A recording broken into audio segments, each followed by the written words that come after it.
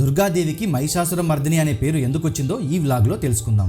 రంభుడు అనే రాక్షసరాజు మహిషం రూపం కలిగి ఉన్న ఒక రాక్షసిని చూసి ప్రేమించి పెళ్లి చేసుకున్నాడు. వాళ్ళిద్దరికీ కలిగిన సంతానమే మహిషాసురుడు. ఈ మహిషాసురుడికి తన తండ్రి నుండి రాక్షస శరీరం మరియు తల్లి నుండి మహిషం ముఖం పొందాడు. ఒకానొక రోజు ఈ మహిషాసురుడి ముందే దేవతలందరూ కలిసి తన తండ్రి అయిన రంభుడిని హతమార్చారు. ఇది చూసి చెలించిన మహిషాసురుడు దేవతలందరి అహంకారాన్ని అణిచివేస్తానని ప్రతిజ్ఞ చేసి రాక్షసులకు గురువైన శుక్రాచార్యుడి ఆదేశం మేరకు అమరుడునవ్వాలని బ్రహ్మ కోసం ఘోరమైన తపస్సు చేయడానికి బయలుదేరాడు. ఇదిలా ఉండగా కాత్యాయనుడు అనే మహర్షి మహాయజ్ఞాన్ని తలపెట్టి పార్వతీదేవిని ప్రసన్నం చేసుకుని తన ఇంటికి కుమార్తెగా రావాలని వేడుకున్నాడు. అందుకు పార్వతీదేవి సరే అని మహర్షి కాత్యాయనుడి ఇంటికి బాలిక రూపం ధరించి కాత్యాయనుడికి కుమార్తెగా వెళ్ళింది. సంతోషించిన ఆ మహర్షి ఆ బాలికకు కాత్యాయని అని నామకరణం చేశాడు. అలా కాత్యాయని దేవి మహర్షి కాత్యాయనుడి కోరిక మేరకు కాత్యాయనుడి ఇంట్లోనే పెరిగి పెద్దదయింది.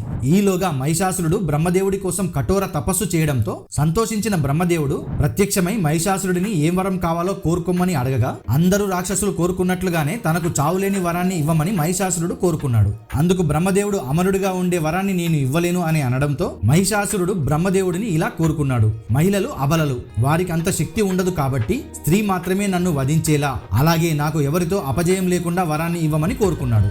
దానికి బ్రహ్మదేవుడు తదాస్తు అని చెప్పి వెళ్ళిపోయాడు. ఇక మహిషాసురుడు ఒక స్త్రీ నాలాంటి బలవంతుని చంపేంత శక్తివంతురాలు ఎప్పటికీ కాలేదు కాబట్టి తనంత శక్తివంతుడు ఇంకొకడు లేడు అనుకుని వరగర్వంతో ముల్లోకాలను ముప్పు తిప్పల పెడుతూ తన తండ్రిని చంపిన దేవతలపై యుద్ధానికి శంఖారావం పూరించాడు. ఇక దేవతలకి దానవులకి మధ్య యుద్ధం మొదలైంది. బ్రహ్మదేవుడు ఇచ్చిన వరం కారణంగా మహిషాసురుణ్ణి ఏ దేవుళ్ళు కూడా ఓడించలేకపోతారు. ఇక ఇంద్రుడిని ఓడించి అమరావతిని దక్కించుకున్న మహిషాసురుడికి స్త్రీలంటే చులకన భావం ఉండడంతో మహిళలందరితోనూ అసభ్యంగా ప్రవర్తించేవాడు. యుద్ధంలో ఓడిపోయిన ఇంద్రుడు దేవతలు కలిసి సృష్టి స్థితి లయాకారకులైన బ్రహ్మ విష్ణు మహేశ్వరులను మహిషాసురుడిని అంతమందించమని వేడుకున్నారు. అప్పుడు పరమేశ్వరుడు సమాధానం ఇస్తూ మహిషాసురుడిని కేవలం కాత్యాయని రూపంలో ఉన్న పార్వతీదేవి మాత్రమే అంతం చేయగలదని అన్నాడు. దానికి అందరూ అంగీకరించి కాత్యాయని రూపంలో ఉన్న అమ్మవారి కోసం త్రిమూర్తులు దేవతలు అందరూ కలిసి కాత్యాయని రూపంలో ఉన్న అమ్మవారిని దివ్యశక్తులతో ధ్యానించడంతో అక్కడ ఒక శక్తివంతమైన వెలుగు వెలిగి కాత్యాయని దుర్గాదేవి రూపంలో ఒక గొప్ప శక్తి ప్రత్యక్షమైంది. అప్పుడు త్రిమూర్తులతో సహా దేవతలందరూ తలా ఒక ఆయుధాన్ని దుర్గాదేవికి ప్రసాదించి మహిషాసురుడి నుండి విముక్తి ఇప్పించమని వేడుకున్నారు. ఇక ఈ దుర్గాదేవి అనేక ఆయుధాలు ధరించి సింహంపై స్వారీ చేస్తూ మహిషాసురుడితో యుద్ధానికి బయలుదేరింది.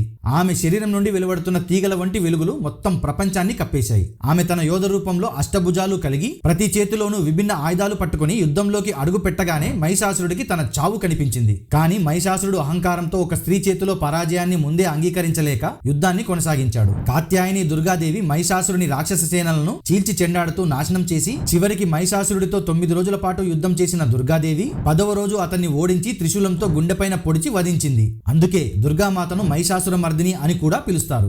ఈ విధంగా కాత్యాయని దుర్గాదేవి మహిషాసురుని సంహారం చేసింది. 3 లోకాల్లో ధర్మం మరియు శాంతిని తిరిగి స్థాపింపజేసింది. ఈ కథ దసరా ఉత్సవాలకు ప్రధాన కారణం. ఈ యుద్ధాన్ని నవరాత్రి ఉత్సవంలో జరుపుకుంటారు. ఇది 9 రాత్రుల పాటు కొనసాగుతుంది మరియు 10వ రోజు విజయదశమి లేదా దసరాగా మనం జరుపుకుంటాం. ఇది మంచి చెడుపై సాధించిన విజయం. ఈ కాత్యాయని దేవిని దుర్గామాత యొక్క 8వ అవతారంగా భావిస్తారు. నవరాత్రి పూజల్లో కాత్యాయని దేవిని 6వ రోజున పూజిస్తారు. అందరూ చెప్పండి దుర్గామాతకి జై.